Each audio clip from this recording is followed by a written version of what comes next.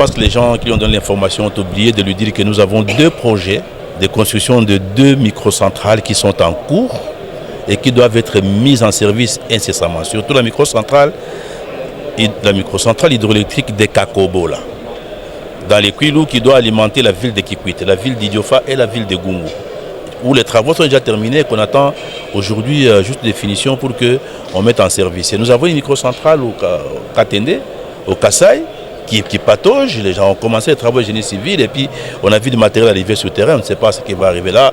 Il nous a parlé aussi des autres nouvelles microcentrales, ce qui est une bonne chose.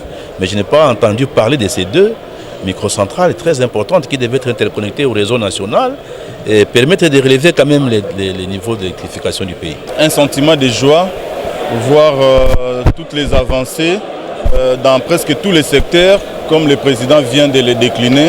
Vraiment, nous avons aujourd'hui entendu un discours qui a suscité beaucoup d'espoir et même beaucoup d'admiration pour cette grande vision de son Excellence, Monsieur le Président de la République pour notre pays. Et donc, comme vous le savez, le discours sur l'état de la nation ne fait en tout cas appel à aucun débat. Mais jusqu'à présent, en tout cas, nous ne pouvons que applaudir toutes les grandes réalisations telles que le président vient de les décliner là-bas. Et nous encourageons le gouvernement pour ce qui est des promesses que le président vient de nous donner pour l'an 2025.